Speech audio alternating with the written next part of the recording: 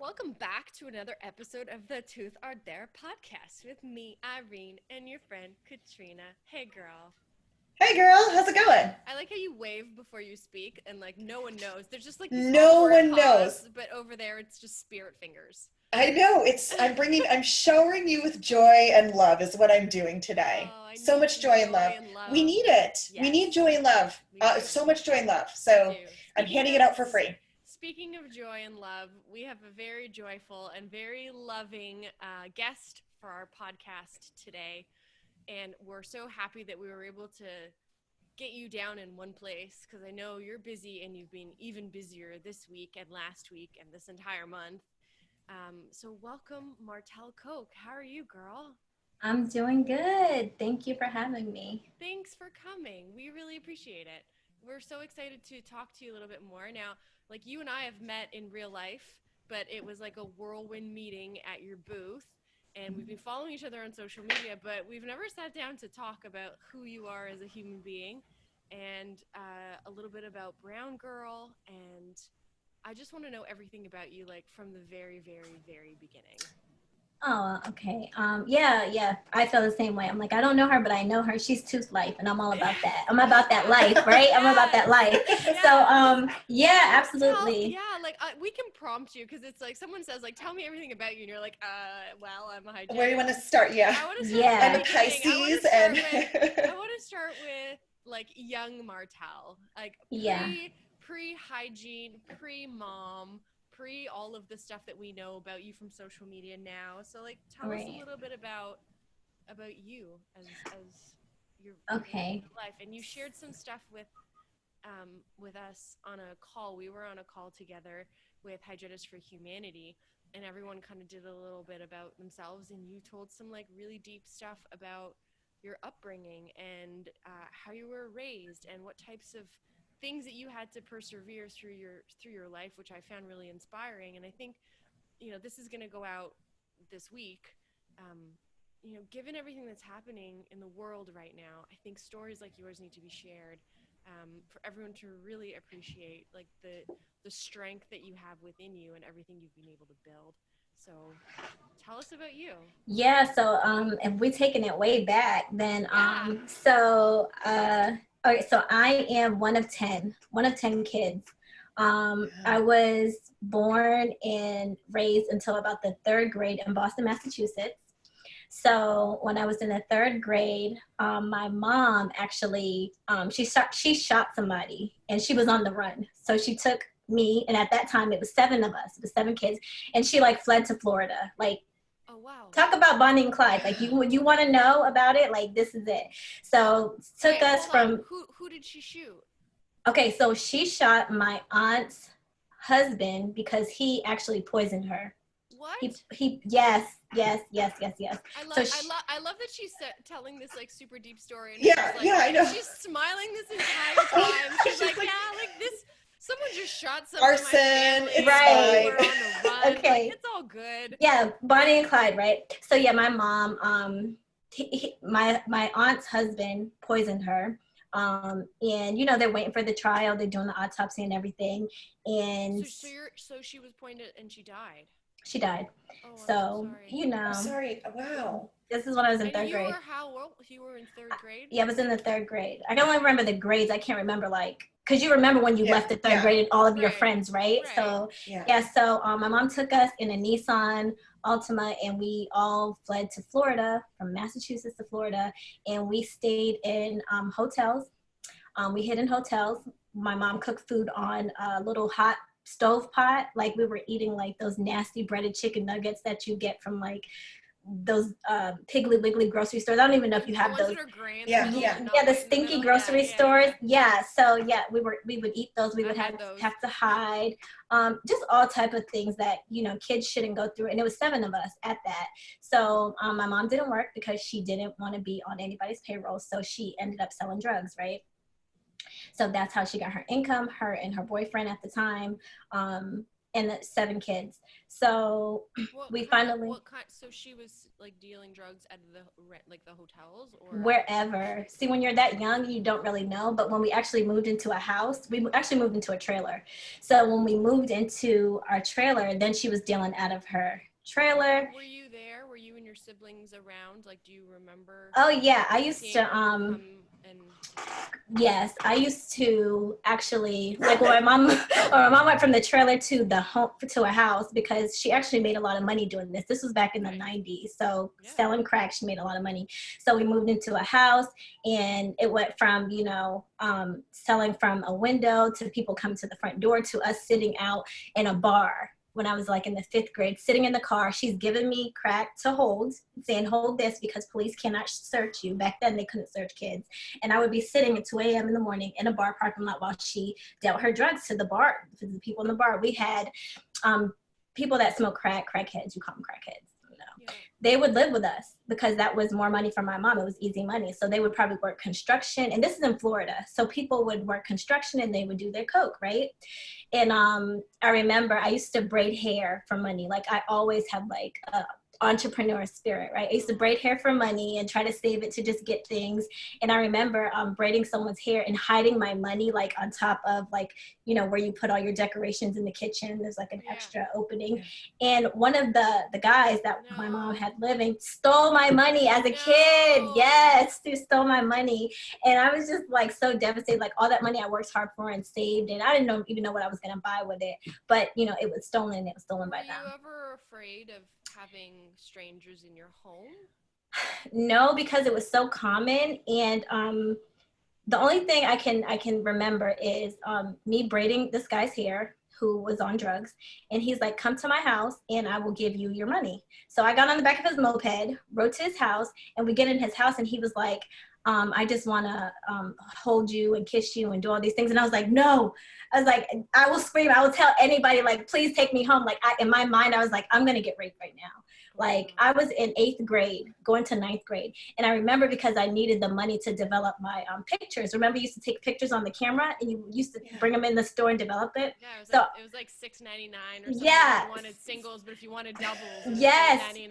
Yeah. So I was going there because I wanted to develop those films. And then when that happened, like, that's the only time I was ever scared. And he didn't do anything. He took me back home, and I never ever told anybody else. But that was one of my mom's like clients or friends. Told anybody that happened to you? No, because nothing happened. Whole life. My whole life. Well, I mean, I tell people now, but back then. But this is what's amazing, because nothing happened, right? And it's it did happen. But it did happen, and that's. I mean, this is a whole other layer, which this would be a whole other podcast about the, Me Too movement and women that have been put in these, positions where you don't feel like you should be saying something because nothing happened, because you were strong enough in 8th grade to stop that. I mean, what a beautiful thing. And I know I really want to continue to hear more of your story, but what a beautiful thing that you were showing this just bravery and this unwavering strength at such a young age to be able to speak up like that and say, absolutely not. I think, and I don't want to speak for you, Martelle, but I think it has a lot to do with pre-8th grade. Like, all of the different things she had to overcome. And you think of like a kid in the 3rd grade, what type of kid is in the 3rd? They cry and they throw fits and they want toys. But Martelle was in the back seat of a car holding crack for her mom in the 3rd grade, not making a fuss. Like, you were a good kid. So we talk about those things, like, people that come from like poor areas, they have to grow up fast. They have to learn quick. They have to learn street smarts. You learn about street smarts and book smarts, and I just had to learn that. Nothing happened. So my mom kept popping out babies. I was in the 7th grade pushing a baby stroller of a newborn baby. She would have a baby. I would take care of it. She would be out hustling, right? So I remember having to wake up at 7 a.m. or it might have even been 5 o'clock in the morning, pushing my baby sister around the house in a stroller to get her to stop crying, and thinking, I have to read a chapter in Harry Potter tomorrow, and I'm not going to be able to focus because I have to read this. I used to cry, you guys, because I wanted to go to school. My mom used to say, no, you got to stay home and watch the kids for me. And I remember back then we had encyclopedias, right? So I would be, Britannica. So instead of you know, when I had to be home from school and watch the kids, I would go through the encyclopedias and just start reading stuff, looking at things in the dictionary, like really old dictionary. Like that was my escape from like me having to be a mom. Like I had to cook. I was cooking for the family at 10. I still literally have burn marks on my stomach from reaching over the stove cooking as a little kid and getting burnt by the oven.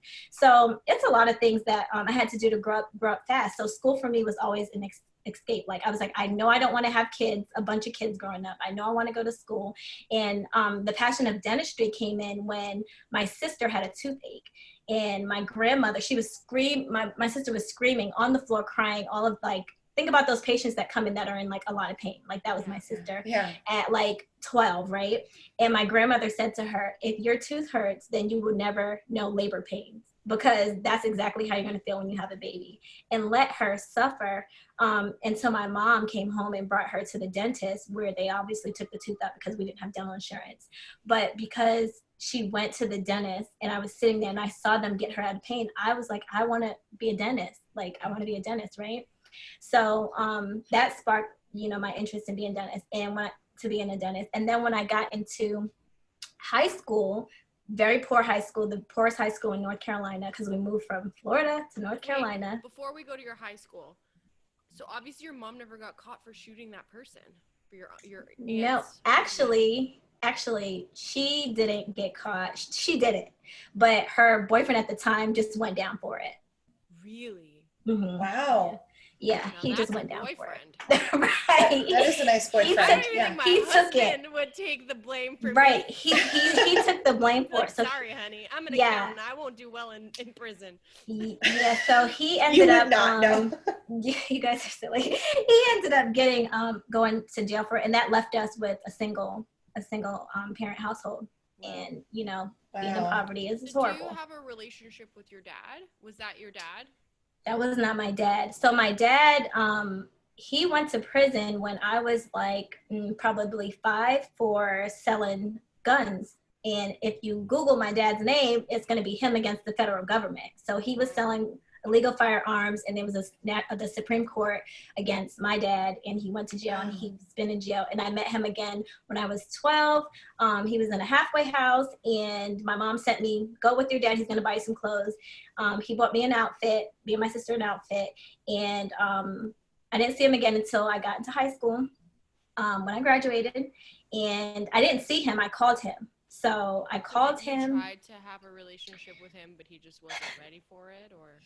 He was just never there. It was just never a thought, right? It was never a thought to even do it. Like, it didn't occur to me. I wanted that. You were growing up, right? Mm-hmm. So. Yeah, and there was other guys. There were other men. So my mom was married 3 times, and she had other men.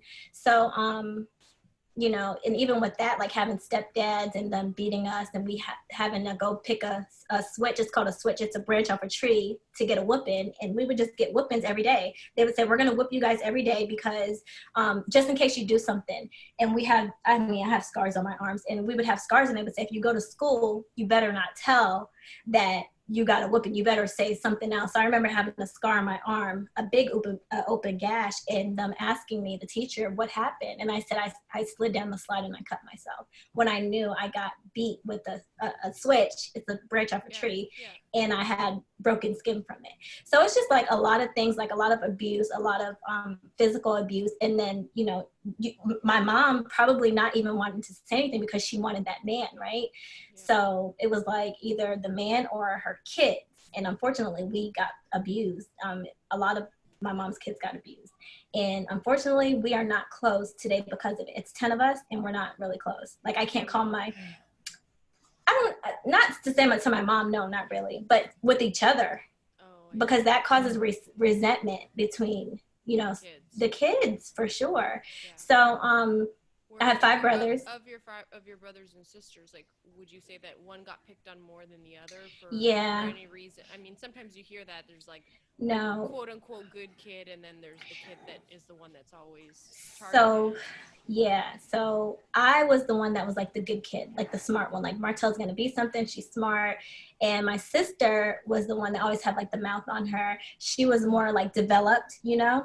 So she would get picked on the worst. She would get beat the worst because she was considered to be fast. Like, oh, boys, like you're worried about boys because you got boobies and a booty. And like she did get picked on. She did get beat the worst. And it's just sad because like back then it's like you don't know what to do as a kid because you're like, I don't want that to happen to me, better you than me, but you're not brave enough to do something, to say something, to speak up. So you just let that happen. And like I said, now we're not close. Like I should be very close with my family members with everything that I'm doing. You would think that, but no. So yeah, in high school, the last semester at a high school, when I graduated, I called my dad. So back to that. And I asked him to come to my graduation because like, yes, I made it. I graduated. I'm not pregnant, like, you know, and he was like, I'll see. And then I got very like upset. Like, what do you mean you'll see? Like you come, like this is for me, graduating high school is everything. You guys know that. Yeah. And he's like, I'll see. Not only that, but senior pictures, my mom didn't get them for me. Like I didn't get a mug. I had to buy my own cap and gown. It was just like, dang, I got to do all of this stuff when everybody else is enjoying things. You know, they give you the pictures and you have to pay for them. I was like taking some out and then returning the rest because I wanted my senior pictures, but I couldn't afford them. So I graduated high school. Then I started working. And the first summer out of high school, I ended up getting pregnant. So 18 and pregnant. And I was like, dang it, I didn't want this for myself. I didn't want to be a statistic. Like, I'm not gonna go to school. I'm gonna wait it out, right? So I'll have the baby and then I'll pursue school afterwards. But during the time of the pregnancy, I realized, well, I'm not gonna be able to go to school and be a dentist, like at all.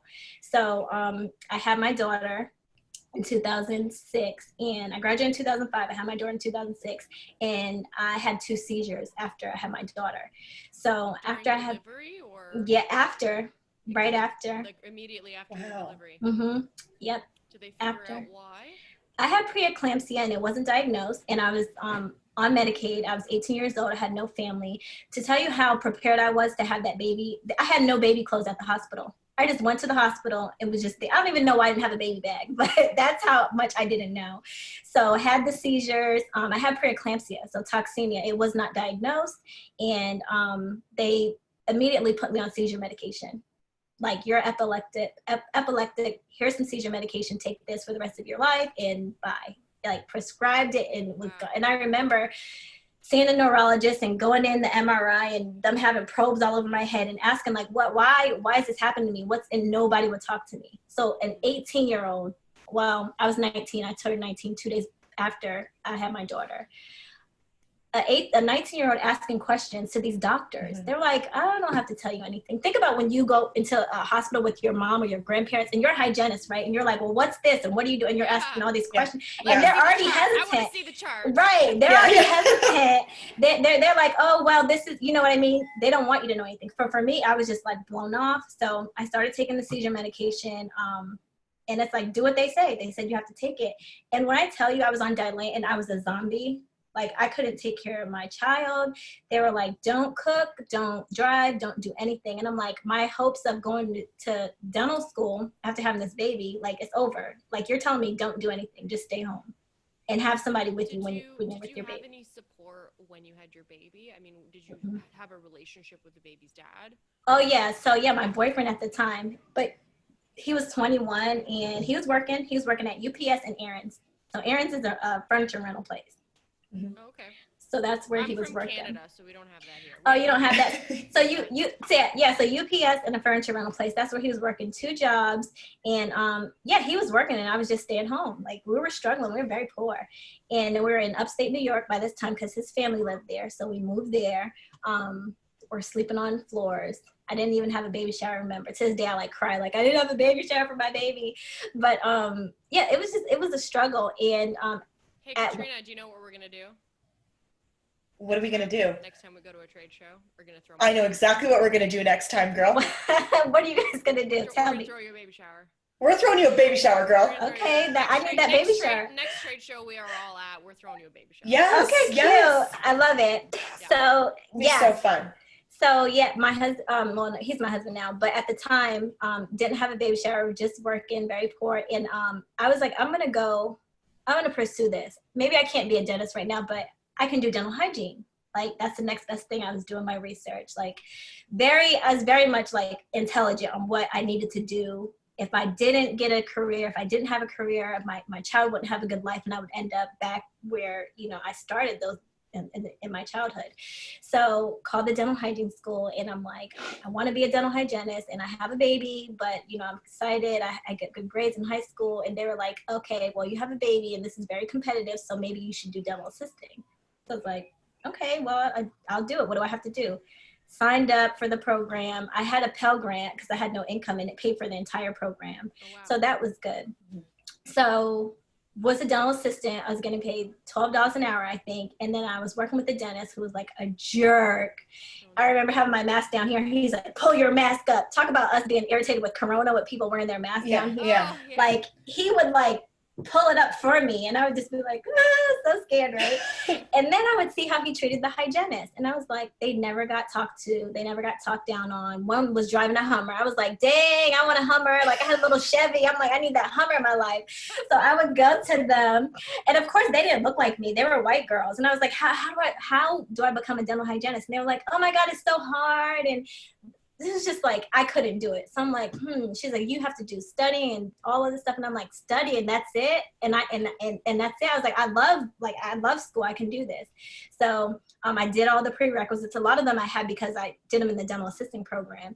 Yeah. And I applied. I was like, forget this. I'm going to apply. So I applied. And the first time I applied, I got in. And I'm like, where did you go to school? It was Hudson Valley Community College in Troy, New York. So upstate New York. So I got in and I was like, oh, okay, that's it. Cool. So I got my acceptance letter and it was like, you need all of this by orientation. It was like almost $2,000 worth of stuff. And I was like, what the hell? I was like, I don't have this money. So initially what I did, I had gold earrings and I had a gold necklace and I went to the pawn shop and I pawned it because I'm like, I need to get this money because by orientation, we needed all of this stuff. Didn't occur to me that I could apply for a student loan. It didn't. It wasn't in my mind. Yeah. I didn't have anyone to tell me that, girl, just get student loans. Like, didn't know. I was like, what are those? Whatever. Do you think that's because you didn't really have loans and stuff before? Like, it was just Pell. Did you have credit cards and stuff before? No, I didn't have anything. It was like you save your money, you put your cash in the box, and that's the money that you're able to get. That's how I grew up too. Like nothing was ever put on a credit card, and if you didn't have the cash, then you don't buy it. Yeah, I didn't know what credit was. Honestly, there was no financial literacy there. All I knew was I had a baby, and I can get tax money from tax returns, and just think about none of my family went to college, none of them. Mm-hmm. So. Of the 10 kids, how do you fall in the spectrum of age? So I'm the second oldest. My brother is the oldest. He's the boy. And then I'm the second oldest. The eldest and the youngest? Well, my youngest sister is 20 and my oldest brother is 37. Okay. And then I'm 34. Wow. Yeah. So, yeah, I told my friend I'm not going to be able to get into this dental hygiene program. Her mom was actually a maid for a really wealthy family. And I'm like, I can't go to this dental hygiene program. I got in and I can't go. And she's like, what do you mean you're not going? I was like, I can't afford it. Like, look, they say I need all this stuff. She's like, go to the financial aid office, tell them you want to apply for student loans, tell them that you have a baby, like tell them all this stuff and they will help you. I'm like, really? She's like, yes. So I did the FAFSA thing. I did the student loans.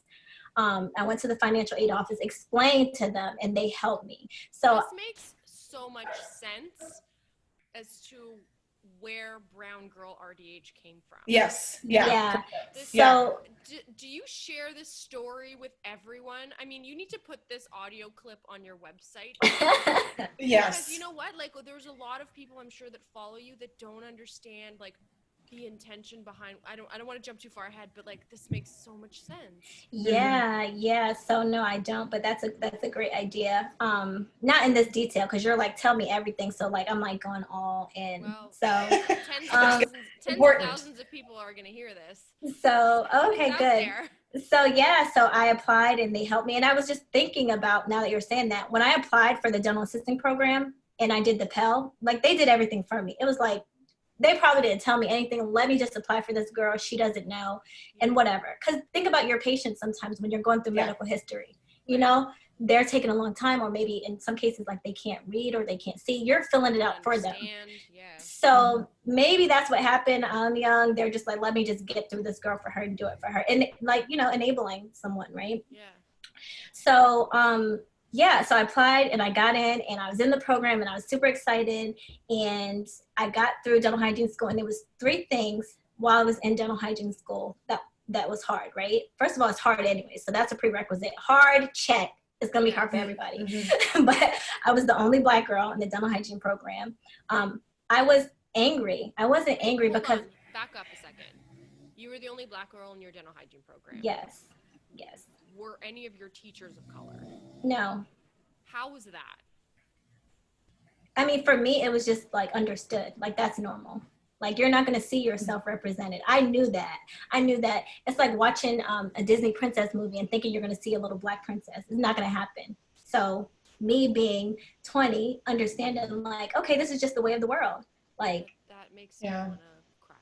That's what it is. So it didn't say like something's wrong. I don't see any. No, that's just like, this is how it is. I didn't expect to see any. When I worked in my dental office, I didn't see any.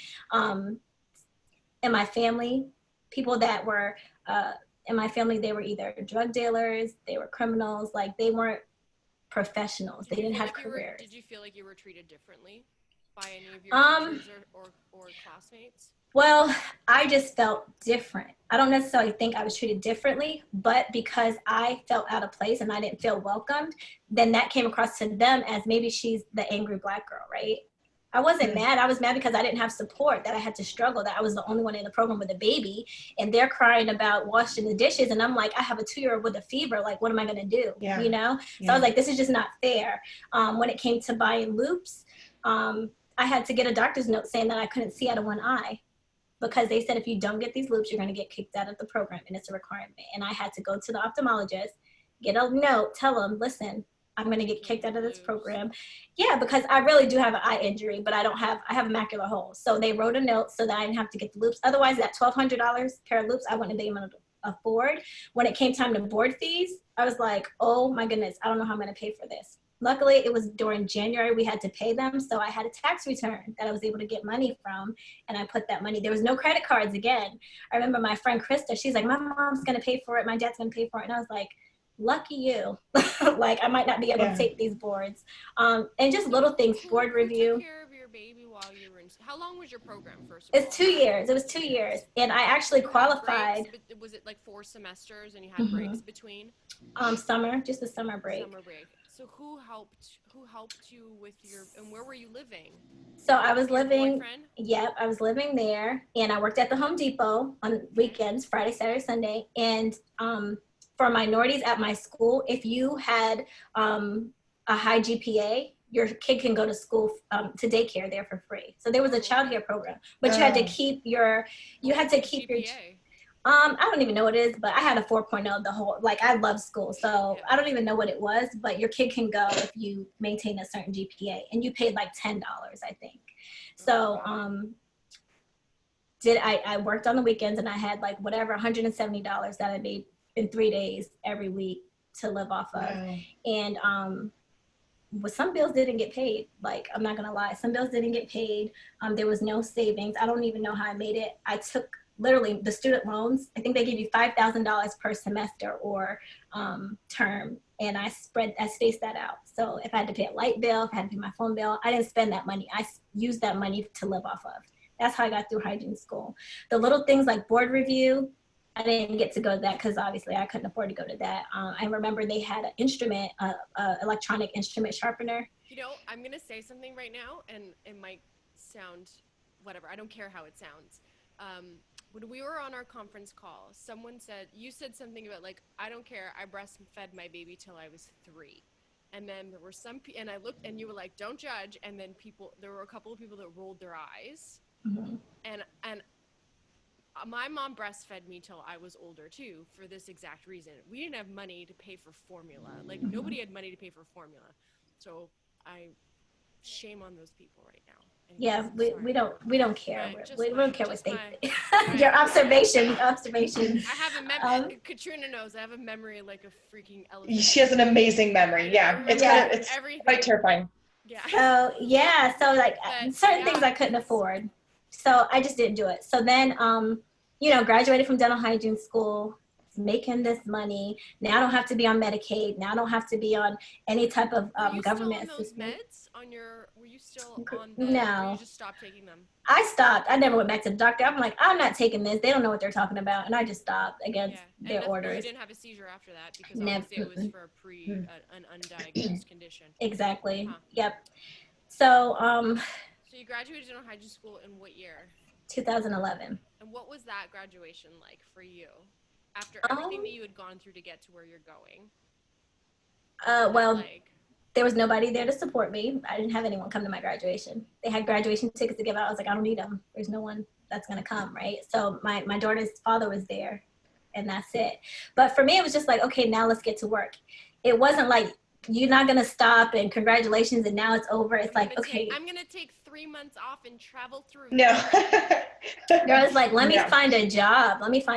So I ended up working for part-time at 2 different offices, traveling to Queensbury, New York. I don't know if you guys know where that was, but it was like an hour drive upstate New York.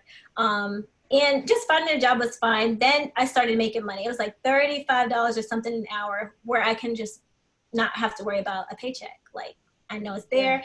So when that happened, me and my boyfriend at the time had an agreement. I went to school and you helped support me. Now it's your turn to go to school.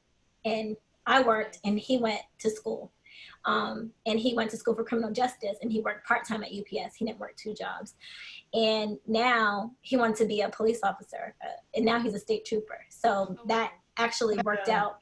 It worked out because we supported each other. And again, his family, and this is not his story, but his mom and dad didn't make it. Like his dad died when he was 2 and his mom was killed when he was 14. So he had a rough life too. Were they ill? What happened? His dad died of a heart attack and his mom was actually shot and killed because she confronted her boyfriend's girlfriend and she shot her in the neck on Christmas Eve. So he lost his mom at the age of 14. So he always wanted to be in law enforcement. But, having a baby at a young age for him, I have to take care of my baby. I have to work 2 jobs. If I didn't go to dental hygiene school and give him the opportunity to work 1 job and then pursue criminal justice, then he wouldn't be where it could have been different if I was different, right? I just he had to support the kids. So it worked out. We support each other. And we moved in 2014. He got a job. He applied in North Carolina because that's where he's from, and got a job as a state trooper, went through the police academy. And then once he graduated the academy, I moved from New York at this time we had 2 kids, moved to North Carolina where I worked as a dental hygienist. How soon did you have baby number 2 after you finished high school? Like a year after. Okay. Yeah, like a year after. That one was planned. That was planned. To, like, figure out hygiene a little bit. Yeah, I wanted a boy. No worries. It was like, oh, we can afford a baby now. It was planned. Like people like we don't plan babies. It's like, oops, well, we figured it out. But she was actually a planned one. And so you wanted a boy, but you ended up getting another girl. Yeah, okay. Yeah. What are your babies' names? So the oldest one is London. So I love that name. London. I was watching a Disney show. I was 18 watching a Disney show, and this little girl's name was London. I forget what it was called, but I named her after that. And then the second baby, her name is Jordan. So they're 6 years apart. So Jordan's the middle one. And then when I moved to North Carolina in 2014, we got pregnant with our son, whose name is Nathan. He's named after his dad, and right now he's gonna be 5 in 2 weeks. So so we moved to North Carolina. I'm working as a hygienist, working at a crazy office that's called Day and Night. So they're open from 7 a.m. to 10 p.m. And I was like, this is perfect. Like, I'm not a morning person. I can work 2 to 10. I can go to school during the day. I can pursue dental school, like taking my prereqs. Yeah. So remember, I always wanted to be a dentist. So I was like, this is the perfect opportunity for me to take these prereqs, still work full time, and like get to where I'm going. So that's what I started doing, right? I started taking the prereqs during the day. My kids were in school during the day, and then my son was in daycare. And so 2014 moved, 2017 taking the prereqs for dental school. And one Sunday I was working and I get a call from my brother. So it's 10 of us, 10 siblings. Yeah. So I get a call from one of them and he's like, Martelle, Rafiq is dead. And I'm like, what do you mean Rafiq is dead? So Rafiq Who's Rafiq? My 5-month-old nephew. So he calls me. He's like, he's dead. You need to come to the hospital. I'm at work. It's Sunday. Beautiful day out. It's November 19th, 2017. And I'm like, okay, I'm coming, right? So I go to the hospital and I see my other brother, which is Rafiq's dad, there with his 2 kids talking to a social worker. And I'm like, what happened? My nephew was 5 months old. What happened? He's like, I don't know. My girlfriend was watching him. She came back and said he's not moving. And at this point, the social worker was like, he's saying the girlfriend had the baby. She's saying he had the baby. We don't know what's going on. We have to take his other 2 children. And I'm like, no, we're not going to take my niece and nephew. What do I have to do? I have a great job. My husband's a state trooper. Like, I'll take them in. I can take them. Don't put them in foster care. Because I know if they go in foster care, one, they probably won't come out, or something bad will happen to them, right? So where do I need to sign? I'll take them. So I have my 3 kids, right? I'm taking the prereqs for dental school, and I'm working at night. So I have 3 kids that are in car seats. So my son was 2 at the time, my niece was 2, and my nephew was 3. Wow. 3 of them in diapers. My nephew wasn't potty trained. My brother was 23 years old, had 3 kids, all of them in diapers. So my 5-month-old nephew, Rafiq, my brother had him because his mother the year before stuck my nephew, the 3-year-old, in hot water and burned all the skin off his back. And 3rd-degree burns, all the skin off his back. So the state took the kids from the mother and gave them to my brother, and he's 23. Why did she do that? Mental illness that's not diagnosed. Postpartum? What? Well, at the time she was pregnant with the baby, but mental illness, bipolar, probably that wasn't diagnosed, it's not diagnosed. But for her, she's been through a lot of trauma in her life. She was raped from the age of 2 all the way up to 14 from her dad, and lived with her dad as an adult, lived with her dad as she had my niece and nephews, still lived with her dad. And I was like, I don't blame her for what she did. That's just a part of everything that we're talking about with, oppression, systemic racism, how things are. Like, of course, she went crazy and she stuck him in hot water and held him down. She told the police that she held him down and stuck him under hot water and burnt the skin off his back. She told him, I did it. But that's the degree of mental illness. You don't even know what you're doing or why you're doing it, right? If we understand what it is. So anyways, the state took, she was pregnant with the baby Rafiq. She had the baby, and at 2 months, the state gave the baby to my brother, and he had the 3 kids by himself. My brother didn't have a high school diploma. He didn't have a GED. He's just working part-time, living in housing. Like, the only thing I can do to help him was get a car for him. I got him a car. Out of 10 kids, 3 of us graduated high school. 3 graduated high school. 2 of us went to college. So me and my brother that called me to tell me that the baby was dead. Those were the only 2 that went to college. I was the only one that graduated college. Oh, okay. So, and I'll talk about that a little bit later. But so yeah, I took him in, and that was November 2017. I took my niece and nephew in. It was so much for me to handle. Like, I ended up dropping out of school, taking those prereqs. I was like, I can't do it. I was bringing the babies in my job. They were in the consult room at 9:00 at night while I was finishing up my last patient. They were drawn on the walls. Girl, I had a cavi wipe trying to get the crayon off the wall. Like, it was the craziest mess ever. And I'm like, I can't, and I wasn't going to put that responsibility on my husband because I signed that paper, Mm-hmm. So the state provided daycare during the day, which they can only stay 8 hours. I was going to school during the day, and then I would work at night. So that was put me over my 8 hours. So during the time, I had to bring them to my job so that they can get out of daycare. You would treat a patient, and you'd go pick up the kids, and you'd come back, treat another patient, and then they wait for a patient or 2. They would be in the consult room. Was your boss okay with that? Mm-hmm. It was a nighttime dental office, so nobody really said anything. No, so the management really worked during the day, right. And we were there at night, and luckily I've been there for 7 years, so they didn't say anything because they, it's a family practice. How long did that happen for? Like, how long did you have to do that for? I had them for 8 months. I had them for 8 months, and I was going to hold on to them for 8 months. There was no financial, there was nothing. I tried to be a foster parent to them, and I had to go through all these hoops, and I was like, it's not even worth it. I bought clothes and shoes for them and put it on my credit card, and the state gave me $200 for each kid, and then they asked for receipts for the clothes and shoes, and I'm like, they didn't keep receipts because I didn't think I was going to get anything from it. Right. So they told me I had to pay that money back. I was like, oh my gosh, like these kids are in diapers, they need food. I surely spent more than $200 on each kid having them for this long. And I had to like plead my case to say, this is a messed up system. Like this is really messed up. And so I had them for 8 months. The reason why I had them for so long is because I didn't want them to go live with my mom for obvious reasons. She still didn't have a job. She's not selling drugs or anything because she's like in her 50s. But why I didn't want her to live with my mom is because of my stepdad. So my stepdad molested all of my mom's girls until he molested us. And I didn't want my niece to go live with her because I was afraid that she would be molested. Hold on. Did your mom know that that was happening? Not at the time, but as we got older, we told her, and she still chose to be married to him. Believe you? She did. She said like, oh, somebody did voodoo on him, so you have to forgive him. He wasn't in his right mind.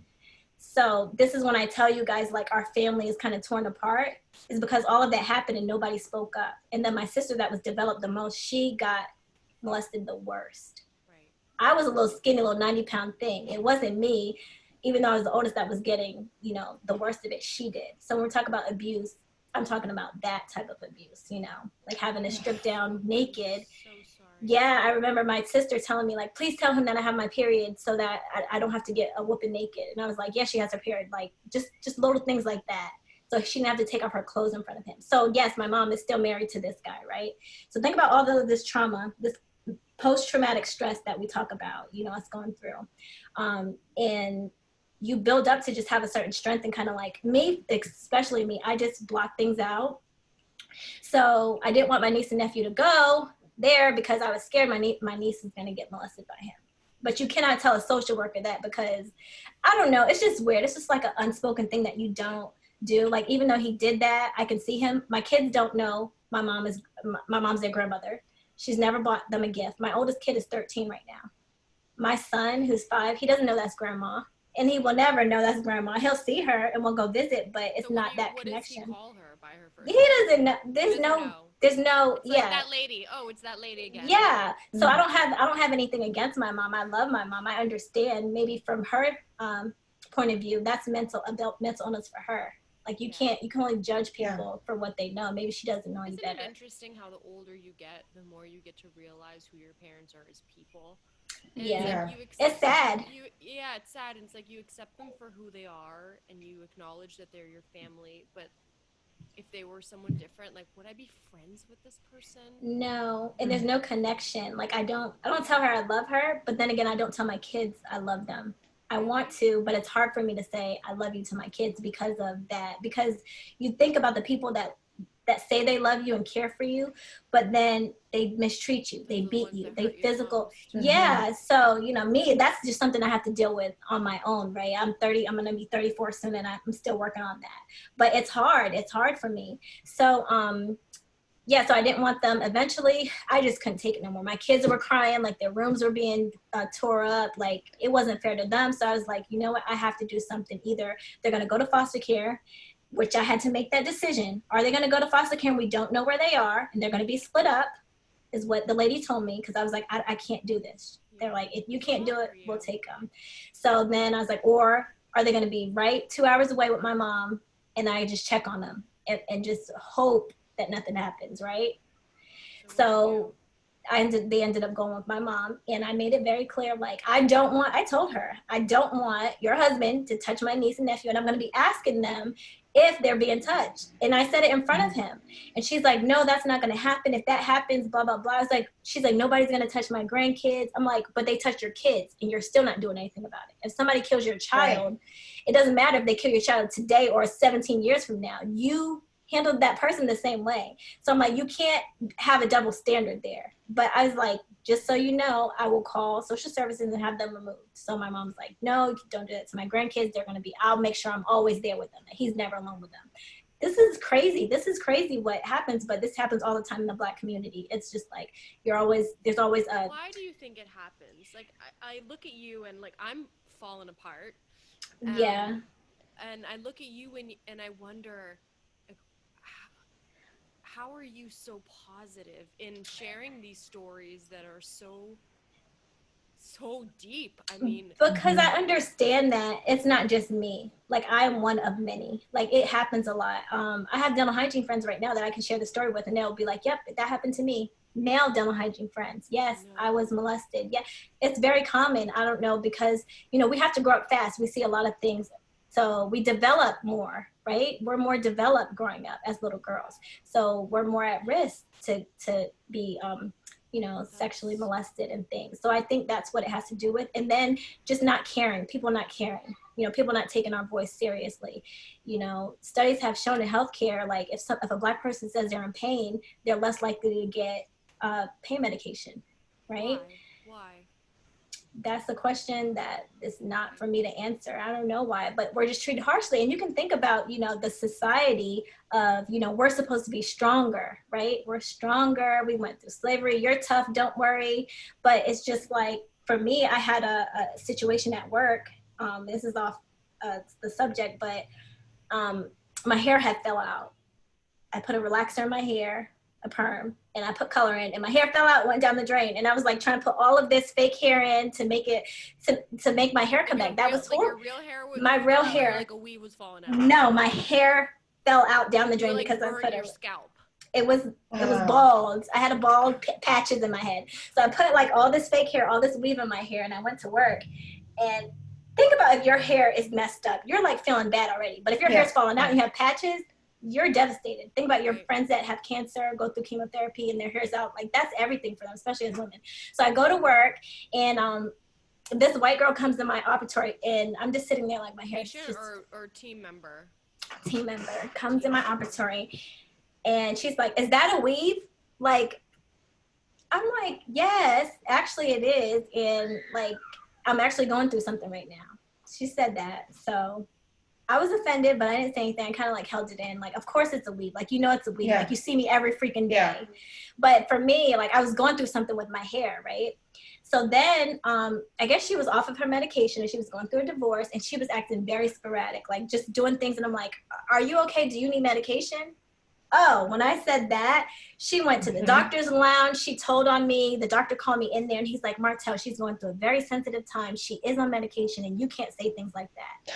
But that was the double standard. Through a hard time. That was the double standard. And I said 1,000 times harder than she was. I brought it up, and I said, do you know when my hair, because they knew what was going on with my hair. I was called like, oh, the Black Annie when I came to work. Oh, look, it's the Black Annie. Like, yeah, one of the doctors said that to me around that same time. And so I said, you know, when I had an issue, she mentioned something about my hair. I got highly offended, but I did not come in here and say anything. I just sucked it up. And he's like, well, that's really different. No, it's not. My feelings were still hurt. I was still offended, but you just told me to suck it up, so my feelings don't matter. So from there on out, I knew that was the tone of that office, that, you know what, Martelle, your feelings don't matter. You need to be stronger. Her feelings, right, as a white woman, are more important than my feelings. That's what that taught me. That's what I understood that to be, right, because of the situation. So when you say like all these things are happening, I know it's just like, that's just the way it is. Why do these things happen? I don't know. Why did that happen? You know, why when I told him that, he didn't say, wow, I'm so sorry, like that happened to you. Like, I understand. Have a talk with her. Like, no, absolutely. It was just like, so, you know, why do these things happen? I don't know. But then we just say, they just do, and that's the way it is. So Martelle, can I ask you really quickly? Just because it's sparking curiosity. I've been writing down all these things that you've been saying. For example, like your mom. Does that mean you're going to do the show notes? No, I can try. You don't want me doing the show notes. Martelle's a really smart bookworm. She should be doing the show notes for us. She's more than a smart bookworm. Never mind. She is a very, but that's one of many beautiful things that she is. But I've been taking notes, like, because I mean, we all have our own stories of growing up, and I'm going to put hardships in quotes because I'm just putting them in quotes. Wait, why are you putting hardships in quotes? because perception is reality, I think, for everybody. But I'll be the first to say, like, I hearing your story, I mean, every layer is like, oh my goodness. I mean, first of all, the layer of respect that I have for you. And so many people who have walked similar paths and continue to move forward, to be a positive light, not only for yourself and for your children, but for your husband and for the community. And I want to get to Brown Girl RDH and talk about that, because that is a really important and impactful thing that you're doing that's so influential. But there's just no way, when I hear the things that you experienced throughout your childhood, that I came anywhere close to experiencing anything like that in my childhood.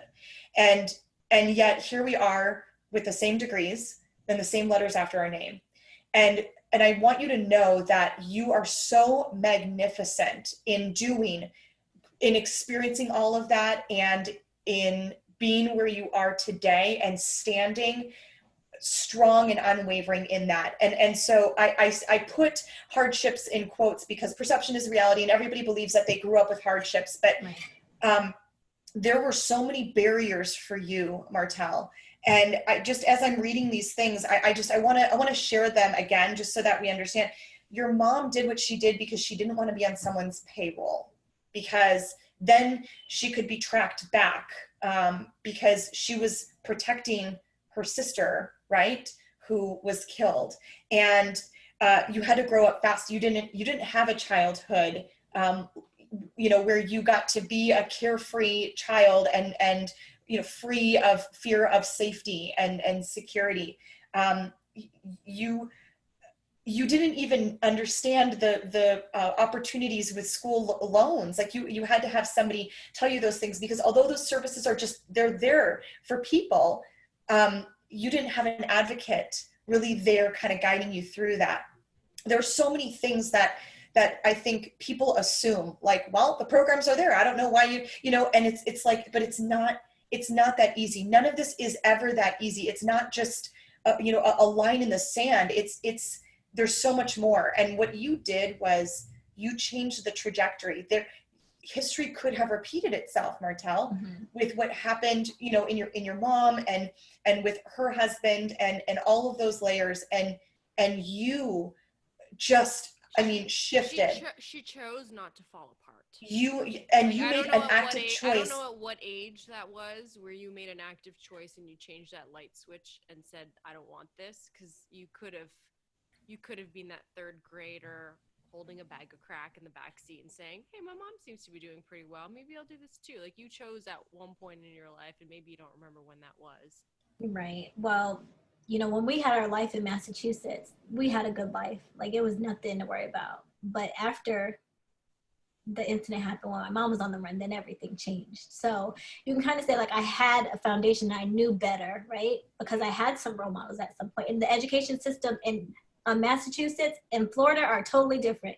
Talking about the North and the South, right? So I always give that back to my education. But yeah, well, after that, my mom got my niece and my nephew. She's had them since. And during the time that I had them, and everything fell apart, and I dropped out of school and I quit my job doing hygiene. I was like, I'm just gonna temp and figure it out. Brown Girl RDH was created. Yeah. So where did Brown Girl RDH come from? So Brown Girl RDH came from, it was 2018. It was April 1st, 2018. And it only happened because I was sitting at home after all of this happened and saying to myself, I have a career. My husband has a career. I make good money. Why am I still going through these hardships? Why do I have to deal with my family member that was my nephew that was just killed? Why do I have my niece and nephew as foster care? Why are my kids emotionally traumatized because now we have 3 more kids in our house? Why am I reaching back to my family to help support them, buying cars, going through all of this stuff as I am a professional? And I understand that there are other people just like me going through the same exact thing. Why weren't there another brown girl in my program? Why wasn't there that? Why haven't I seen another brown girl working with me in a dental office? So I was like, I'm going to start Brown Girl RDH, a support system for dental hygienists who are going through the same things that I do, because I understood back then that this is just the way it is. And it doesn't matter how successful you are, you're still going to go through these hardships that we are talking about today, the oppression, the systemic racism, like I'm going through all of that. My family is going through all of that while I am here saying that I'm successful. No, I'm not a speaker. No, I'm not a motivational coach. No, I don't have a Fortune 500 company, but could I have had all of that? Could I have been a dentist? Why am I not a dentist right now when I should be a dentist and I want to be a dentist? Why am I not? Because of my family, because I have to support them. I have to put what I need and what I want to the side because that's just the way it is.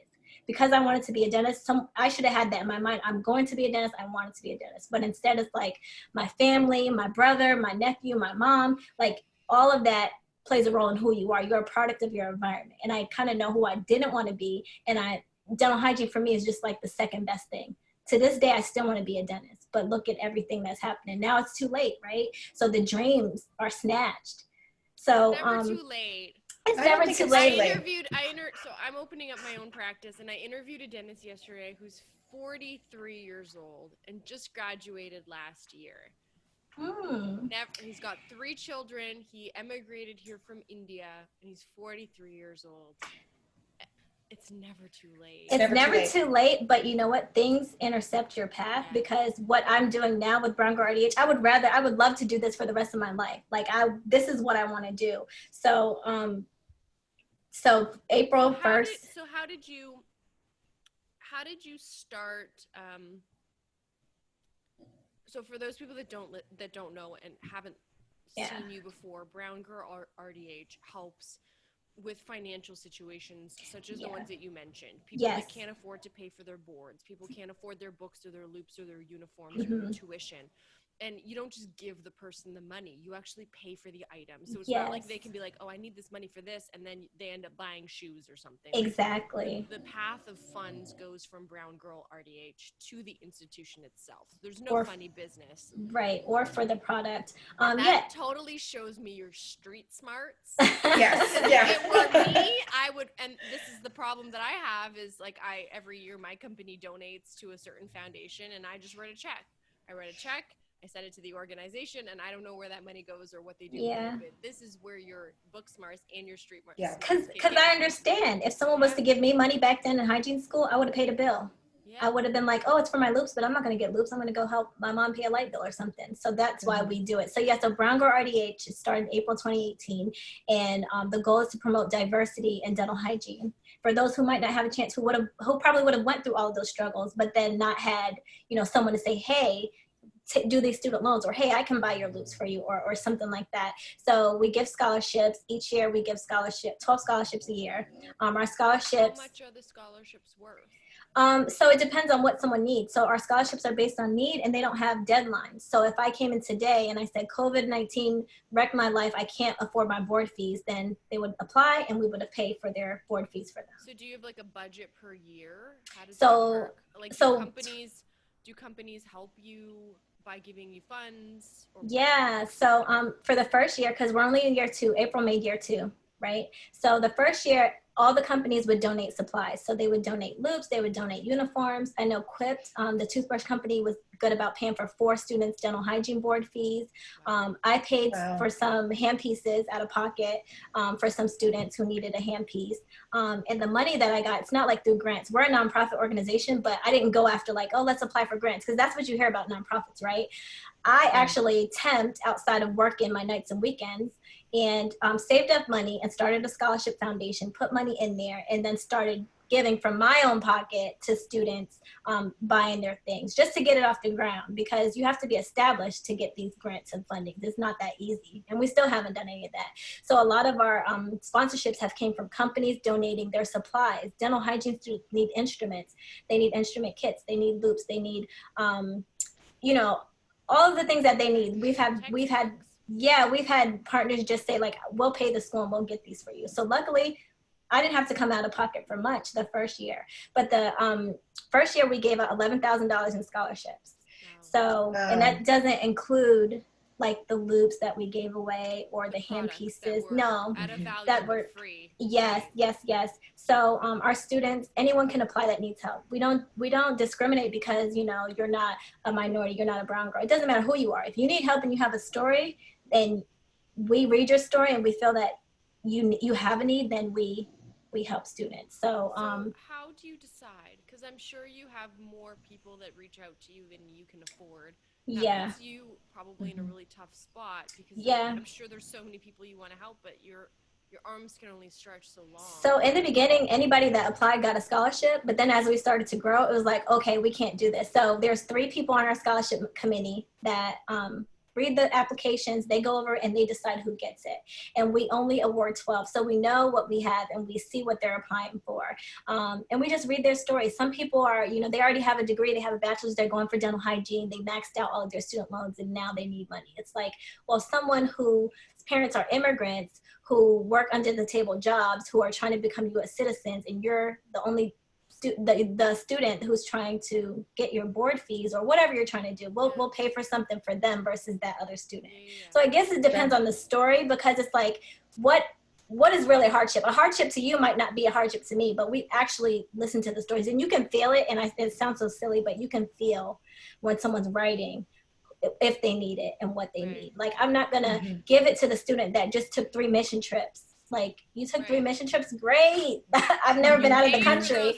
Right. So it's like, why are you applying for someone else that says, my mom just died, my boyfriend died, I need help with a handpiece? Like, you're not asking for much, you know? So that's how we determine it. So we have a scholarship committee, 12 students each year. I'm hoping that to do more than 12 students each year, to do 24. And our scholarships are based on items. So what we did was we took the dental hygiene school that's here and we broke down their each year what it is. And that's what we budget on. So typically dental hygiene school is $20,000 per year. So then we say, we need to raise $20,000 each year to help 12 students. And then we just break that up and allocate like $1,200, $1,500 to each student. So that's what we've been doing so far. And like I said, it's year 2, April makes year 2.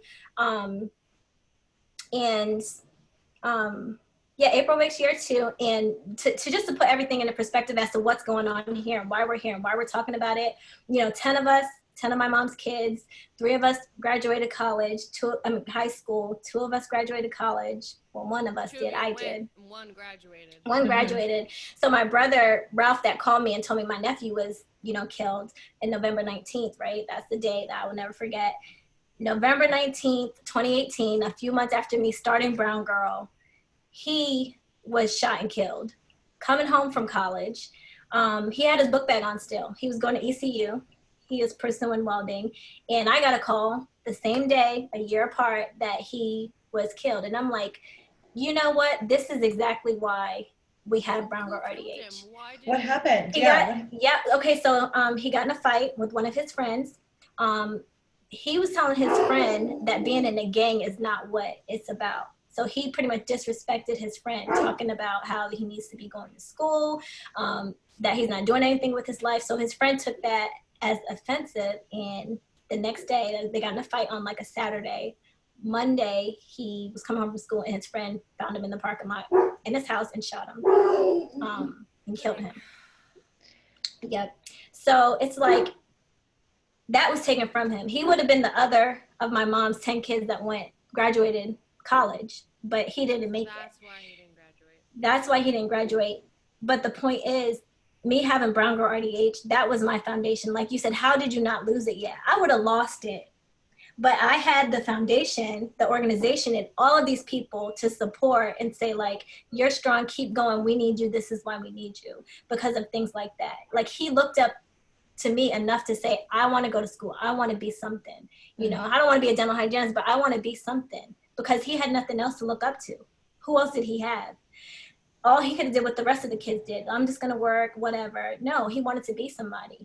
And that's why we're here, because BrownGirl RDH needs to be a role model.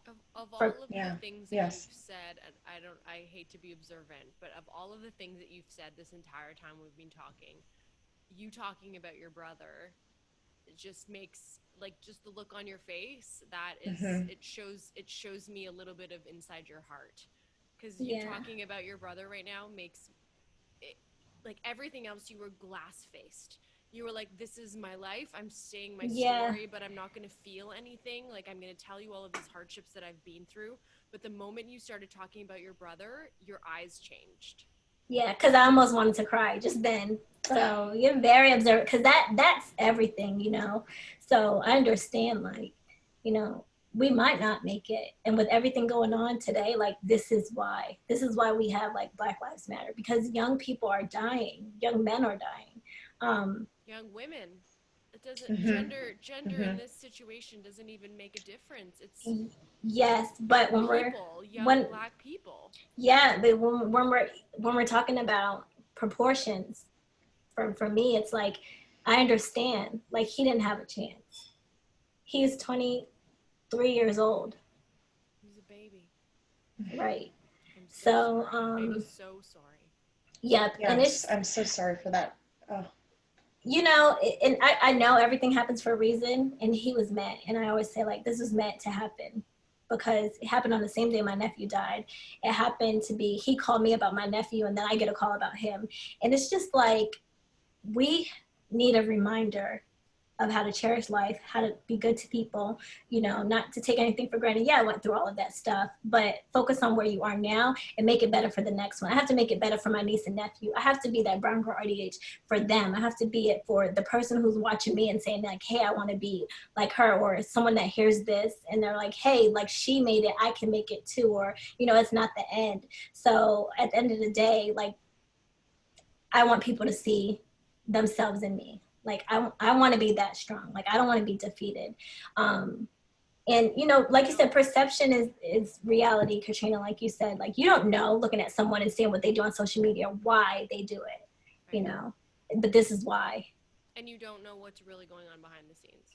Right. You might see something, but then. Yeah. I mean, we've talked about this before, Katrina, like a million times. Like, everything is always happy on social media. Yeah. Yeah, everything looks fabulous, but yeah, behind the scene, you're like crying. Yeah. Crying while you're adding the caption to the very Life is so great. As you're like, take me back to the beach, and you're I feel like we need a part 2 of this episode. I'm speechless. Like, absolutely speechless. Yeah.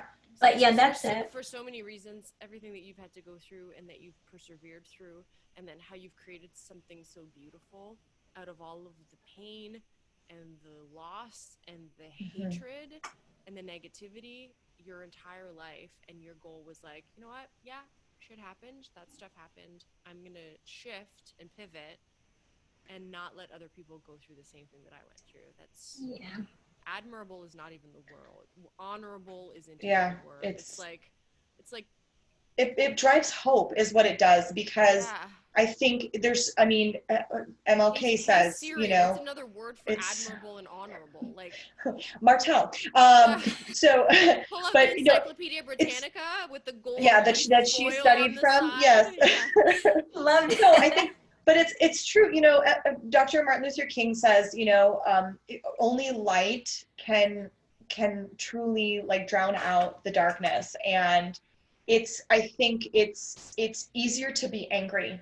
The things that my heart rate is at, like, when you're telling your story and the things that are happening, I mean, I'm angry. You know what I mean? Like, it is such a, like, I'm trying to, like, swallow it down, because it's such a hard thing to think about a third grader and an eighth grader and just all of these things. But what you have done is you have, and I'm sure that there is, you know, we all have to process some of the things that maybe we didn't process from our childhood, right? That you're, like, kind of coming to terms with now, whether that was the relationship you did or didn't have with your father, and you know, the on and off again relationship you have with your mother, and how you are kind of working to wipe that slate clean and really show your kids, you know, what, you know, life can offer from a beauty standpoint. But it is hard to be that light and to not be angry. And so I think this is a really good segue, because of course, before we started recording, you and I were kind of speaking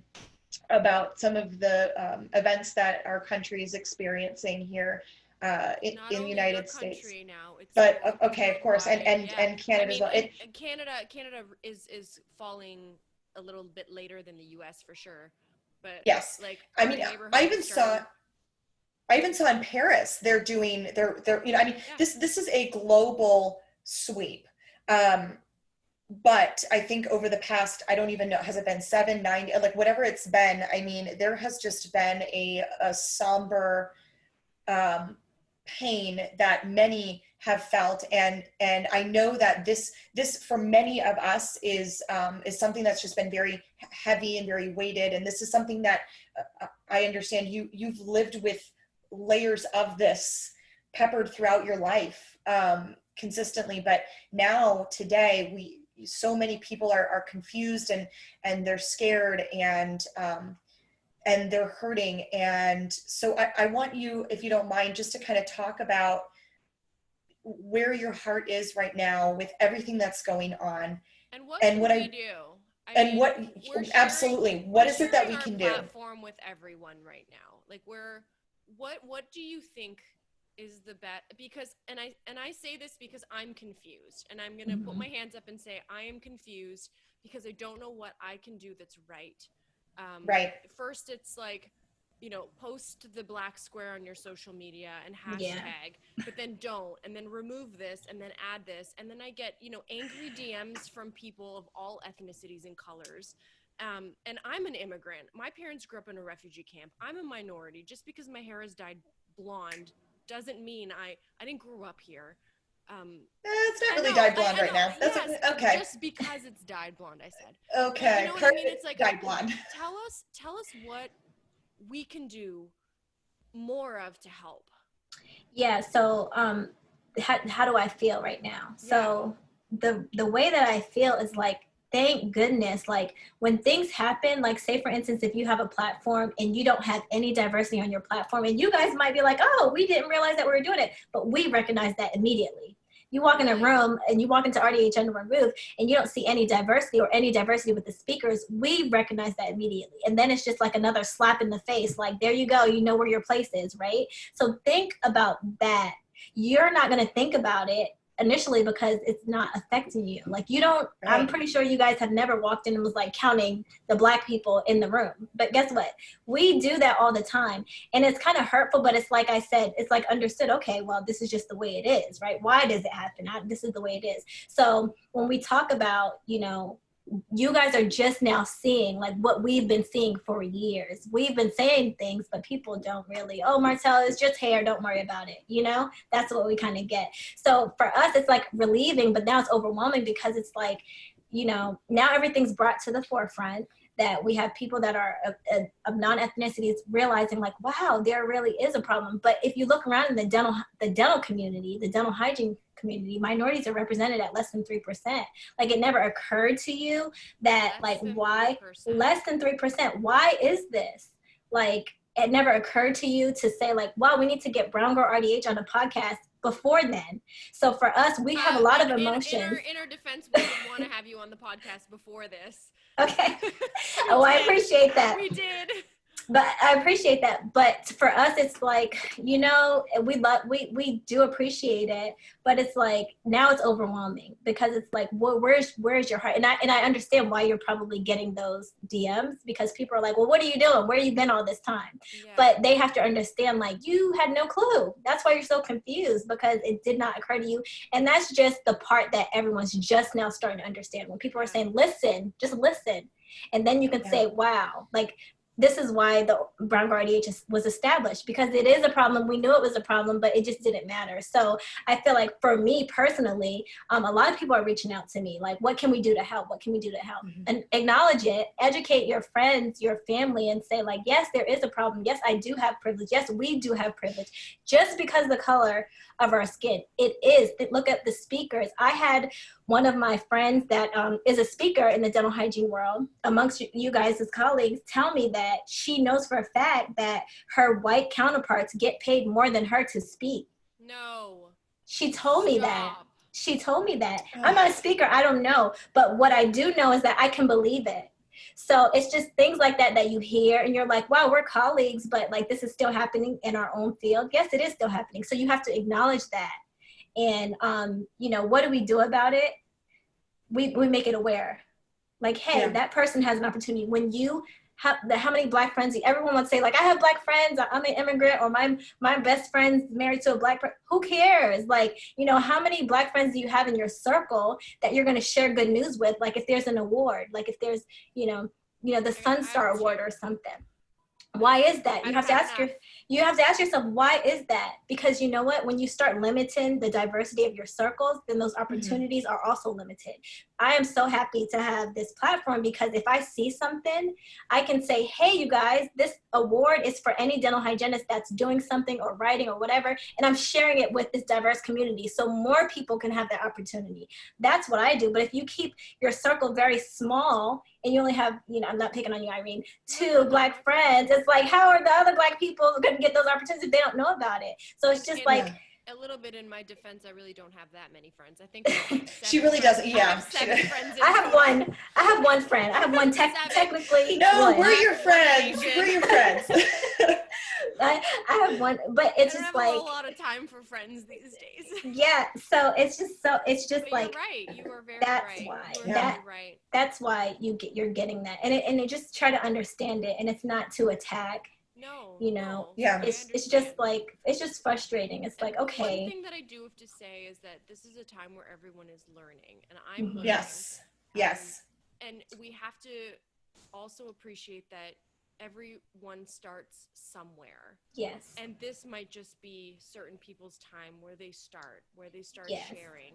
And you know, like the first time you post anything on social media or you comment about anything sensitive, I mean, you always feel like, okay, well, this was the first time I did this and I don't know did I do it right? Did I not do it right? It would be nice for me if I'm to also know that I did it the right way. Do you know what I mean? That I was polite about it, or that I was good intentions. That my intention was received, or that the message that I sent out was the right way to send that message. Yeah. And it's like hot and cold right now. Know, right? Like sometimes you don't know when you start. Well, it's just when you start posting about dentistry. It's like you post yourself scaling for the first time on social media, and then someone's like, "Your fulcrum was wrong." Or like, I know. We're like, bitch, I just posted my very first scaling video. Like, show me some respect. You can calm down. I know. They're like, "Are you wearing an N95 while you're doing that?" And you're like, "Really? Really, Julie? Calm down." Yeah, Julie. Yeah. It's true. It's true. But you know, we just have to like be ready to have that criticism, because now it's like an on-off switch. So I think people are seeing like, wow, I've never heard you care about Black lives or Black issues or civil rights before. Right. Now all of a sudden you're on. That doesn't mean you're wrong because you're on. You just don't know what you should be doing. But just be mindful. Even with our companies, we are all entrepreneurs. Have some more diversity with what you post, you know, because if people keep seeing the same thing, like the filters on social media, they're going to like every single picture with a filter. And if you don't have a filter, they're going to be like, wow, she has a blemish, or is she had a black eye, or wow, she really needs to get some rest. So it's like what we keep putting out there is what people are going to accept. And if we want them, that's why we're so diverse in our page. If we want them to start accepting, like, this is what a dental hygienist can look like too, you know, that's why we're posting it. It's just all about representation. So with your companies, post more brown and Black bodies, and companies are companies too. We got one Black Disney princess, and I just keep saying it because it was like when we did have her, we were like, yes, but guess what? She wasn't even the princess. Her friend was the princess. She kissed the damn frog, and then she turned into a princess. So it was like, y'all can have y'all princess. We don't want the one that kissed the frog. We want the real one. Give me Moana. Like, I'll take Moana, right? So that's the problem right there. But you know, that's funny and it's petty at the same time. But it's just like, you know, post the Black Disney princess. Like, you know, I wanted to be Ariel. I wanted to be Ariel growing up. I wanted red hair. Like, that's who I wanted to be. I love that Disney princess. So it's like we need more. We need more of that. So that's what you can be doing, and then bring that to your friends. What you're saying is Tooth Life needs a little more ethnicity. Give me a watch, and I'll post it now. There you go. Because I'm the person that's always wearing the Tooth Life stuff. So it's like every other picture is this blonde Irene. It's her. She looks like she's like aloof. You can't see my top of my face, but all right. You know. So I'm gonna send you a care package with a ton of Tooth Life stuff. Oh God, now you can put me to work. You can distribute it to whomever you like. I'll send you some bigger teeth that are meant more for the male gender. But, hey, you can. I mean, anyone can wear it, but most dudes like the bigger tooth. But I'll send you a whole bunch of stuff. And that's awesome, Irene. That's diversity. A good idea. That's great. Good. Put that out there. So that's great. We would love to see that. We But you know what? Honestly, you know, we support everyone, even if we don't feel represented. That's the beautiful thing about like our people, because we recognize it, but we're not going to be petty or spiteful about it. Like, oh, we're not going to do this and do that. So this is just I love about just having a big heart. It's like we're all great and intentional on what we're doing, you know. So when these riots and protests are going on, and they're like, these people are this and that, it's like, you know, people were peaceful at first, but I understand why people are pissed off now, you know? Yes, of course. So I hope I answered you guys' question. Yeah. Martelle, I have a question. How does your question, girl? Last question. Your husband's a state trooper, yes? Yeah. How does he feel about everything that's going on, and how do you feel with him, you know, putting on his uniform and, you know, getting ready to go to work, doing the work that he's doing? So we had a scary night the other night where there were some riots here where we live in Fayetteville, North Carolina, and his sergeant called him and said, take your guns out of the car because they might break into the state police car. So he came in with his vest and like the bombs and everything on him and his rifle, and I was like, what is going on? He's like, oh no, I just had to take the stuff out of the car just in case they break in. And I really got scared. I was like, wow, are people going to come in our house and attack us because there's a police car in the front, you know? So that really got scary. But, you know, I told him before, and he had a guy die in a chase. And I was like, well, why were you chasing him? You know, that was my first response, you know, civilian. He's like, what do you mean? He's like, he was a bad guy. We were chasing him and he crashed and he died. And I was like, well, if someone does something, are you going to shoot them with a gun? Or are you going to tase them? Then I started asking these questions. He's like, would you rather me come home? And I was just like, I understand. So they have to preserve their life first. So I do understand the police in that aspect. Like they're putting their lives on the line, and it's either they're police. They react in defense. You know, I understand that. I posted something about Black Lives Matter, and someone was like, oh, there's a double standard. What do you mean here? She's like, 2 police officers lost their life. And I'm just like, my husband's a police officer. That's not what I'm not saying that. But I'm saying that, you know, you don't shoot somebody in the back running from you. You don't put your knee in someone's neck and kill them. You don't shoot them while their hands are behind their back. You know, that's what we're talking about, those injustices. And if people are going to do that, then they need to be held responsible, just like the 2 people that shot that police officer, and they're going to be charged with murder. The same police officer has to be charged if they did something unjust. Hands behind the back, why are you shooting? Running away, why are you shooting? No you weapon, know? why are you shooting? No weapon, why are you compliant? That's where the outcry is. And my husband was chasing someone that was drunk. He was drunk and he was running, and he jumped out of the car. Car was still moving, and he ran down, got cut up with some bushes, and my husband got down there, stop yelling at him. And the guy was cut up because he was running through bushes, and the guy was bleeding. People came from everywhere and started filming. And the guy was like, don't kill me, don't shoot me, don't shoot me. And my husband was like, I'm not even doing anything. But guess who probably looked like the bad guy? He did. Yeah. Yes. So I understand. I really do understand both sides, but right is right and wrong is wrong. And people are just concerned with human rights. It's not, you know, white against black. It's not that. It's about human rights. Like what's right for what's right. And the police, you know, my husband said to me, it's like the world is against the police. So when you see these police reacting and spraying, like the world is against you as a police officer. How do you think they feel? So we need to put ourselves. Interesting that you said that your husband brings his police car home. Police officers aren't allowed to do that here in Canada. Oh. So you drive your car to the station, and then the station's guarded, and then you drive the squad car around, and then you drive the car back, and then you drive home in your civilian car. For that exact reason, because they're targeted. Many police cars have been targeted. And then families of people that have had interactions with the police get targeted. There's been a couple of cases over the last little while where like someone went into jail, and then the husband or the wife and the whatever abducted the kid. It was like a whole thing of what happened. So that for that exact reason, like you don't bring your cop car home. It's overwhelming, but I understand both sides. A lot of them don't even wear police uniforms home. A lot of them will like leave change their uniforms in their station. Yeah. Because of that, because they would rather just not be looking like a police officer walking around. Yeah, that's something to think about. Well, luckily, we live in a nice neighborhood and we don't have to worry about that. But, you know. I just want to say thank you for yes. sharing your story, for educating yes. all of us on how to stay positive in situations that you, I mean, I can't. Bleh. Yeah, yeah. Make a sentence. Your stories, your heart, your desire to make something better of the time that you have here, and with the heart that you have, it is this pay it forward concept of, you know, I'm inspired, and I know Irene is too, and it's like these are the things that we need to come together, and we need to have these conversations, and we need to understand how to be better, and we need to understand, you know, how amazing it is that you've done all of these amazing things and how your heart is still in it. It's truly incredible. So thank you for sharing that story with us, and everyone listening. Yes. Martelle, if people want to find you, where can they reach out to you? So BrownGirl RDH on all platforms. So browngirlrdh.org is our website, and Instagram, Facebook, social media, it's all BrownGirl RDH. Cool.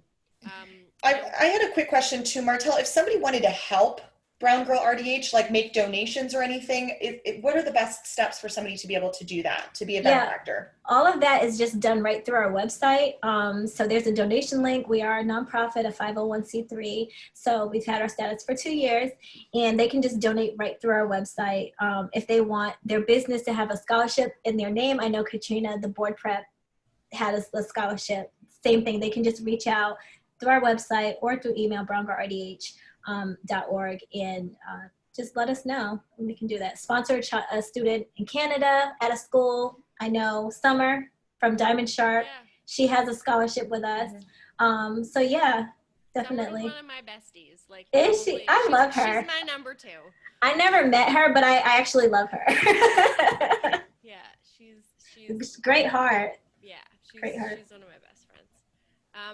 So we're called Tooth or Dare podcast for a reason, and I hate to like end a very serious and educational interview with something that we do that's quite silly. But I don't know if you know what Tooth or Dare podcast entails at the end. So Katrina and I do a rock, paper, scissors, and whoever loses goes up against you. You can choose to dish out a tooth or a dare, or you can accept a tooth or a dare. And usually within the next 2 weeks, we'll post it up on our social media. So you can think about it. Katrina and I will do our rock, paper, scissors. And you can think about whether you want to accept a truth or a dare, or if you want to give out a tooth or a dare. You ready, girl? I'm ready. Okay, ready? 1, rock, 2, paper, 3, scissors. Oh, it's the same thing. Ready? I know. We always do this. 2, 3, shoot. Oh, I lost.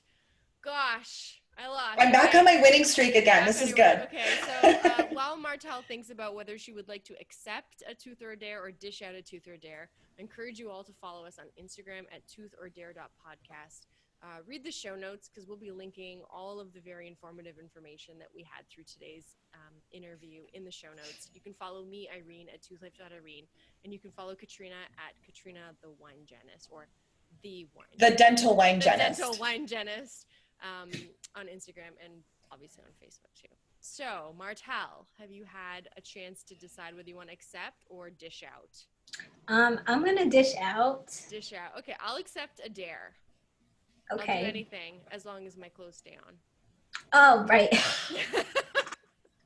I'm a married woman. Okay, so we're gonna bring it back to like what we used to do as kids. I don't know if you guys did this, but we did. So I think you get like it's gonna involve a battery, okay? A battery? So take a C or D battery.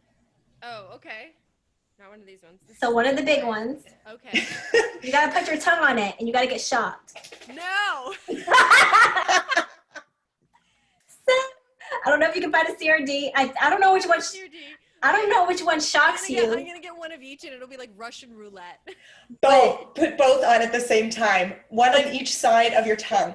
The ventral and dorsal together. Just.